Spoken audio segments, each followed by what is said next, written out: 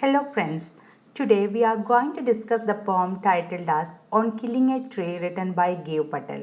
The poem consists of 4 stanzas and today we are going to look these 4 stanzas in detail. So before we step into the poem, a few words regarding the author Giv Patel. Giv Patel is an Indian poet, playwright, painter, as well as a practicing physician.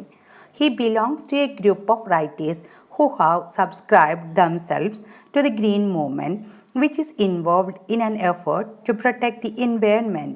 His poem speaks of deep concerns for nature and expose man's cruelty to it.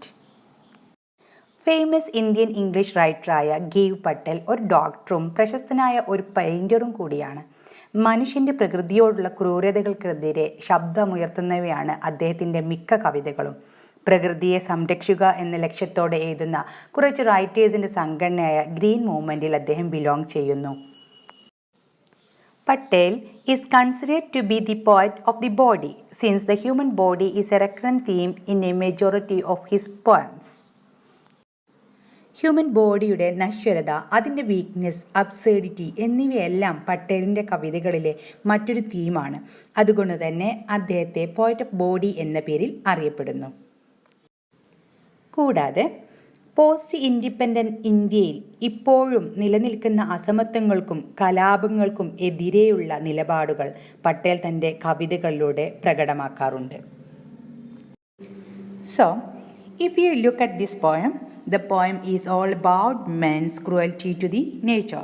The poet sensitizes the reader and highlights the fact that trees are living things.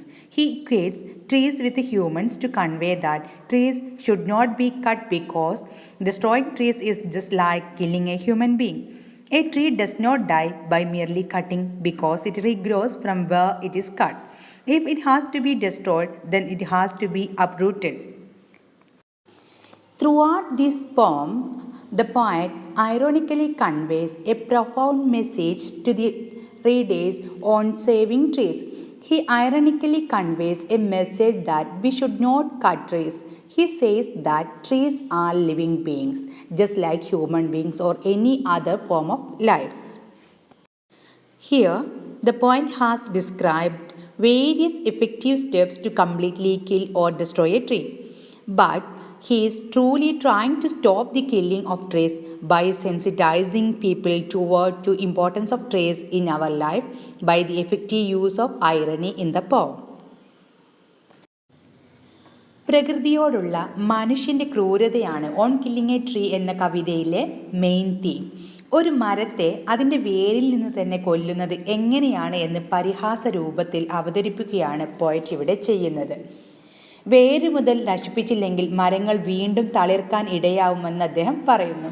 മനുഷ്യരെ പോലെ തന്നെ മരങ്ങൾക്കും അതിൻ്റെ പല ഘട്ടങ്ങളിലൂടെ കടന്നു പോകുന്നു എന്നും poet ഇവിടെ പ്രതിപാദിക്കുന്നുണ്ട്. കൂടാതെ മനുഷ്യർ അവർക്ക് പറ്റുന്ന ചെറിയ പരിക്കുകളിൽ നിന്നെല്ലാം രക്ഷപ്പെട്ടു വരുന്നത് പോലെ മരങ്ങളും അതിൻ്റെ ചെറിയ മുറിവുകളിൽ നിന്നെല്ലാം രക്ഷപ്പെടുന്നതായിട്ടും പോയറ്റ് ഇവിടെ പറയുന്നു. However, the poem is open for multiple interpretations.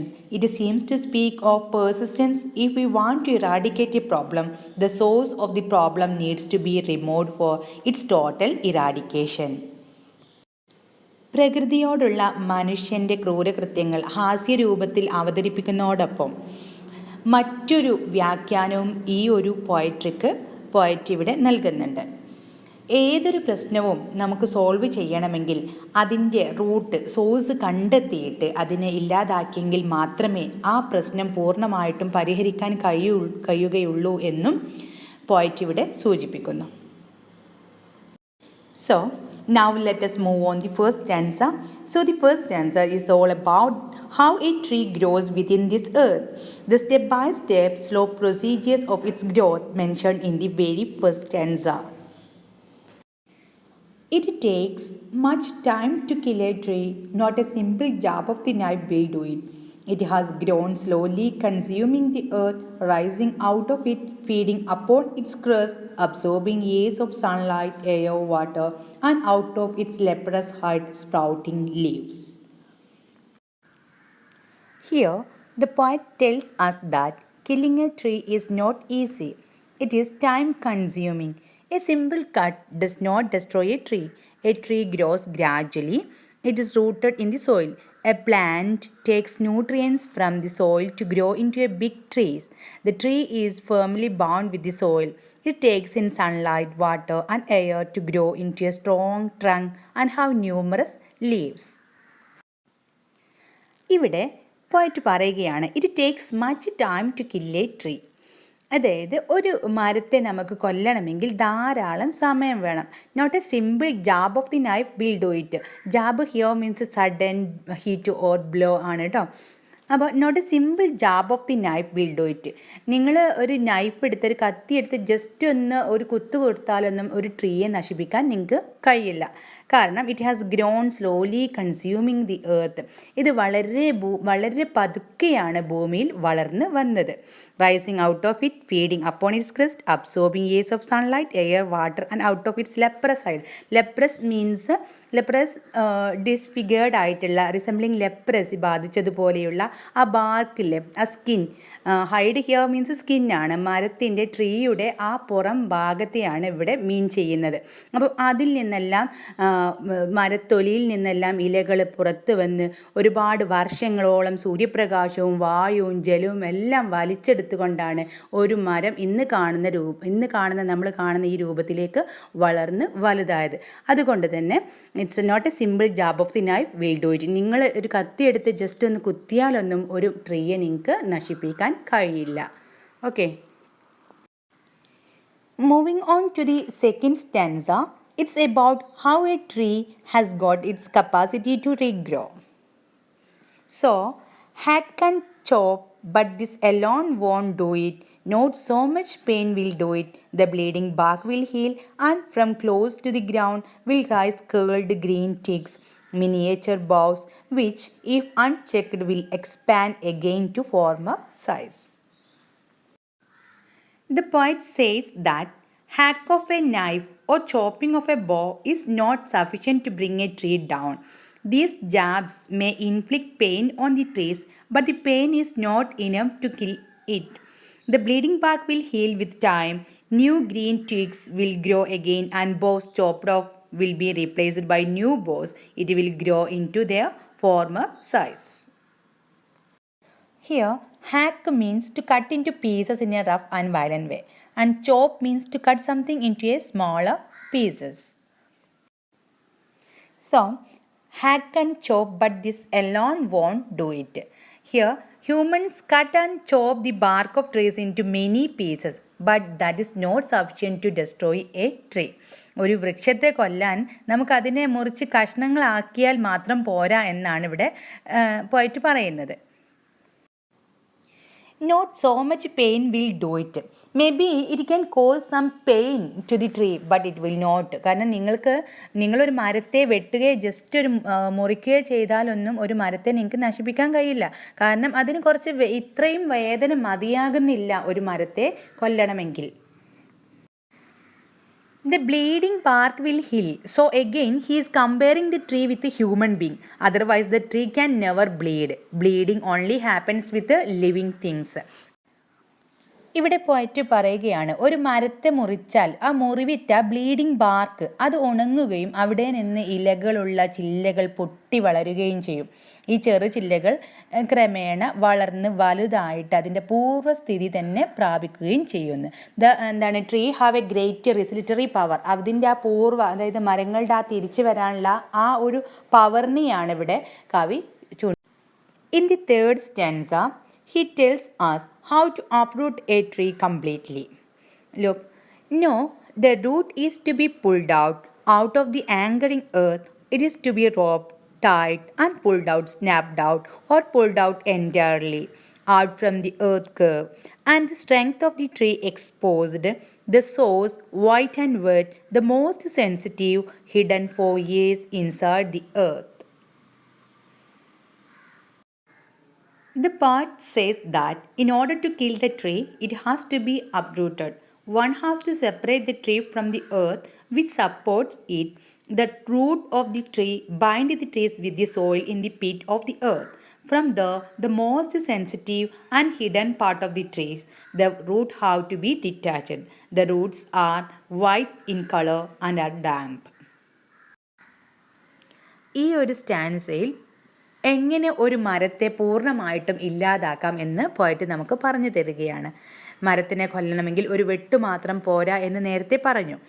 കൂടാതെ മരത്തെ കൊല്ലണമെങ്കിൽ അതിൻ്റെ വേരുകൾ റൂട്ട് കംപ്ലീറ്റ് ആയിട്ട് നമ്മൾ ഭൂമിയിൽ നിന്ന് പിഴുതെടുത്തെങ്കിൽ മാത്രമേ ഒരു മരത്തെ നമുക്ക് ഇല്ലാതാക്കാൻ കഴിയൂ എന്ന് പറഞ്ഞു. അതിനു വേണ്ടിയിട്ട് നമ്മളൊരു റോപ്പ് എടുത്ത് ഒരു കയറെടുത്ത് കെട്ടി വലിച്ചുകൊണ്ട് നമ്മൾ കംപ്ലീറ്റ് ആയിട്ടും മരത്തെ ഇല്ലാതാക്കണം. അപ്പോൾ നമുക്ക് മനസ്സിലാക്കാൻ കഴിയും ആ റൂട്ട് മീൻസ് ഒരു മരത്തിൻ്റെ റൂട്ട് എന്ന് പറയുന്നത് വളരെ കാലം ഭൂമിക്കടിയിൽ നിന്നുള്ള ആ പാർട്ടാണ് വളരെ വെറ്റായിട്ടുള്ള അതുപോലെ തന്നെ വൈറ്റ് ആയിട്ടുള്ള സെൻസിറ്റീവ് ആയിട്ടുള്ള ആ പാർട്ടാണ് ഒരു മരത്തിൻ്റെ സ്ട്രെങ്ത് എന്നുള്ള കാര്യം അപ്പോൾ നമുക്ക് മനസ്സിലാകും. So moving on to the last stanza. Now this is about what happens to the tree once it is completely uprooted or completely dead. Then the matter of scorching and choking in sun and air, browning, hardening, twisting, withering, and then it is done. Here choke means the deadened tree by exposing it to overheat.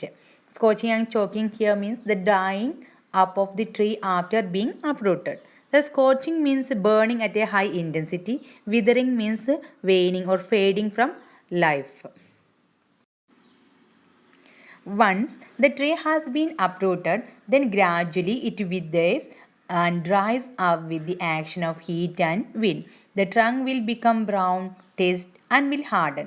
Finally, the tree will die this way.